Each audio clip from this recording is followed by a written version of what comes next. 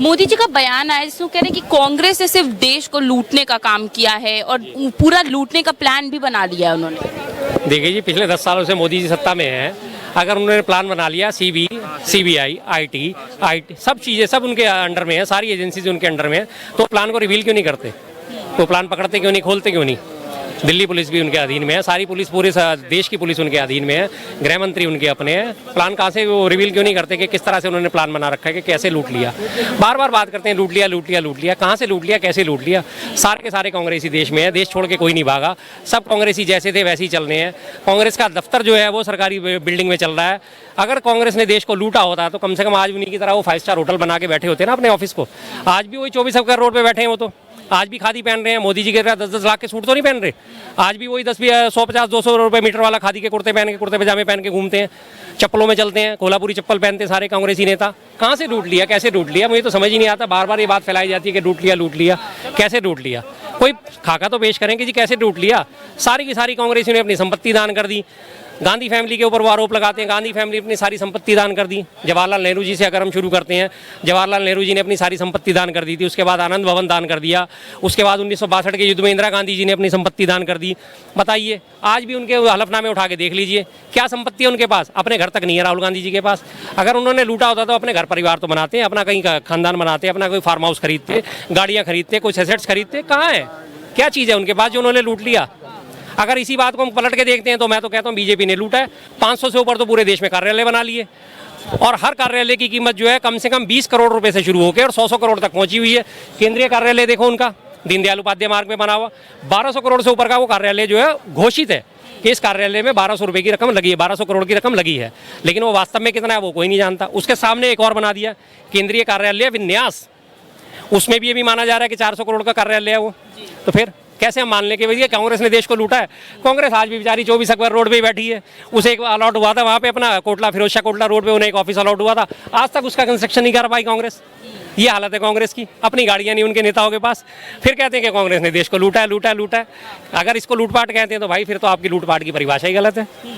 अच्छा, ये भी आरोप लगाया जा रहा है कांग्रेस में कि झूठ बोलते, कह रहे हैं कि 2019 में भी उनके पास कोई मुद्दा नहीं था तो हमें बोलते थे चौकीदार चोर है। जी, मुद्दे क्यों नहीं है? झूठ बोलने की बात तो अब सबसे बड़ी बात मैं कहता हूँ जी, अब तो बाकायदा इस बात में घोषित हो चुका है कि झूठ बोलने में तो हमारे प्रधानमंत्री जी नंबर 1 है। सारे बैरिकेड तोड़ चुके हैं, वो सारे बैरिकेड तोड़ दिए उन्होंने झूठ बोलने के। एक जो ध्वनि का वो रिकॉर्ड कहा जाता है, उसको जो तोड़ दिया था उसे कहते हैं सुपरसोनिक। ये सुपरसोनिक की स्पीड से भी तेज झूठ बोले।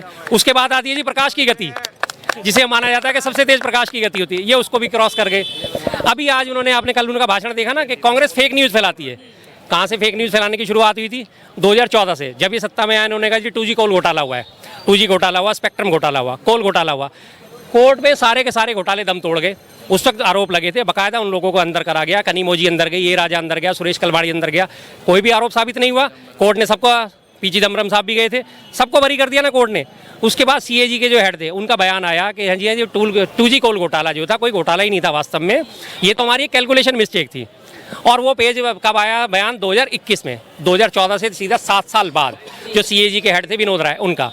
तो अब किसको माना जाए कि झूठ कौन बोलता है? कांग्रेस झूठ बोलती है, मोदी जी झूठ बोलते हैं। और अभी सारे यहाँ पे जनता खड़ी है, मोदी जी के पिछले 2014 के वादे याद कर लो। 2 करोड़ नौकरी है भाई, किसी को याद? किसी को नहीं मिली, किसी को नहीं मिली। काला धन वापिस आया? नहीं आया। पक्के मकान सबको मिल गए? नहीं मिले। गंगा साफ हो गई? कुछ नहीं हुआ। आतंकवाद खत्म हो गया? बताओ, बढ़ गया। बताओ, अब कौन झूठ बोलता है साहब? कौन बोलता है झूठ? हकीकत सबके सामने जनता जान चुकी है। अब वो कहीं ना कहीं भटका रहे हैं कि मंगलसूत्र भी आपके छीन ले जाएंगे। सारे के सारे हिंदू भी खड़े होंगे, मुसलमान भी खड़े होंगे। कोई भी एक हिंदू कहते कि जी किसी कांग्रेसी ने आके मेरे घर में मंगलसूत्र छीना है, क्या कोई ऐसा है? मेरी बात तो छोड़ो जी, मैं तो आजकल यहाँ पे घोषित प्रवक्ता हो गया हूँ, कांग्रेस को डिफेंड करने वाला। ये तो सारी जनता खड़ी है साहब।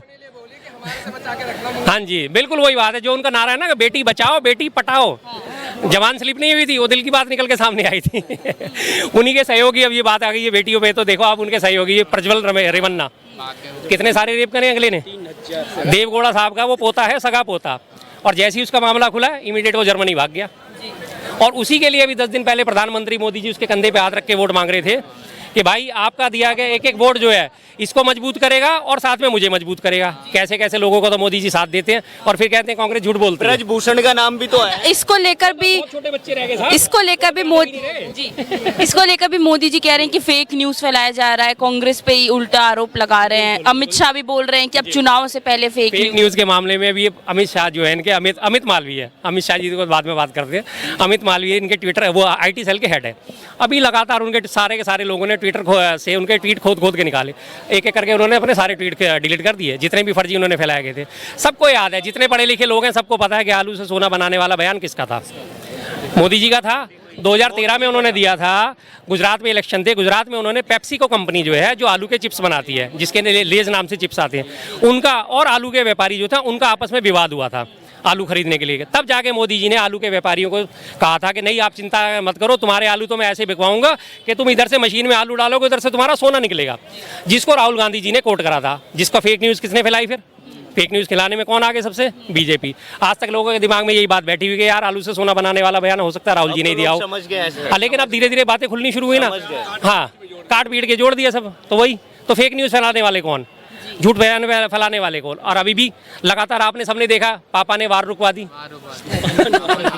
सबने देखा है ना, पापा ने वार रुकवा दी। किसने वार रुकवा दी भाई? बकायदा संसद में बयान दिया गया था, जयशंकर साहब ने बयान दिया कि नहीं ऐसा कुछ नहीं हुआ, हमने कोई वार नहीं रुकवाई, लेकिन हमने बच्चों को सेफ निकाला। मानते हैं जी, हम इस बात के लिए उनको अप्रिशिएट करते हैं कि बच्चों को सवाल निकाल के लाए, सेफ निकाल के लाए, लेकिन रुकवाया तो नहीं ना। अगर उन्होंने इतनी बड़ी वार रुकवा दी थी रूस और यूक्रेन की, तो मणिपुर का कुकी और मैती समुदाय तो दोनों हमारे देश के हैं, उनकी वार क्यों नहीं रुकवा पा रहे आप? 2 सीटों पे भी इलेक्शन हुआ है, 2 दिन में हुआ है, एक दिन में एक चरण में, अगले दिन दूसरे चरण में, एक ही सीट पे 2 बार में इलेक्शन हुए वहाँ पे। हालत ये है। नागालैंड को वो कहते हैं, नागालैंड में 7 जिलों में चुनाव ही वहाँ पे लोगों ने मताधिकार का प्रयोग ही नहीं करा। उत्तराखंड में 6 जिलों के लोगों ने मताधिकार का प्रयोग नहीं करा। उन्होंने कहा कि हमारी सड़कें नहीं बनी, 2019 में हमसे वादा करा गया था कि हमारी सड़क बनाई जाएगी, 2019 से 2024 आ गया, उन लोगों ने वहाँ वोट ही नहीं डाला।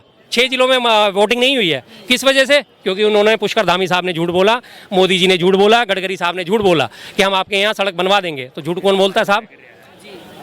सीधी सी बात है। अब तो जनता सारी जान रही है ना, समझ रही है। आपने देखा होगा लगातार यहाँ से लोग सोशल मीडिया पे एक्टिव रहते हैं, कैसे कैसे उनके वीडियो वायरल हो रहे हैं बीजेपी के नेताओं के, कैसे उन्हें दौड़ाया जा रहा है, मुंह काला करा जा रहा है, उनके कपड़े फाड़े जा रहे हैं, उनके पीछे जनता डंडा लेके भाग रही है। कंटिन्यू आप देख रहे हो ना ये सब चीजें। काम किए थे इसलिए भाग रही है ना जनता। जो हकीकत है वो सबके सामने आ गई है। किए थे इसलिए भगा रही है जनता, भगाएगी नहीं जनता। जनता से वादा खिलाफी की है देश के अंदर। युवाओं का मुद्दा रहा, किसानों का मुद्दा रहा, किसी भी फील्ड का मुद्दा रहा, किसी भी यूथ का मुद्दा रहा। बेरोजगारी सबसे बड़ा मुद्दा है देश में। 2 करोड़ रोजगार की बात करने वाली भारतीय जनता पार्टी के नरेंद्र मोदी जी आज अपने घोषणा पत्र में ये लेके आए कि मतलब हमने इतने 20 करोड़ रोजगार दिए। ये रिपोर्ट कार्ड पेश किया उन्होंने कि 20 करोड़ में आप 5 करोड़ ही काउंट करा दो। 20 करोड़ छोड़ो, 20 करोड़ बनते हैं 10 ईयर्स में, 5 करोड़ ही काउंट करा दो। वोट मांगने का अधिकार है आपको, वोट कहाँ से मिलेंगे? लगाए हैं 5 करोड़ चपड़ासी लगाए हैं। हाँ, नौकरी नहीं दी है जब रोजगार है, चपड़ासी लगाना भी वो भी रोजगार है। फिर भाई पढ़े लिखे चपड़ासी PhD BTech MTech MBA MA BA पता नहीं क्या क्या। सही कह रहे हैं भाई साहब, रोजगार दिए, लेकिन कहाँ?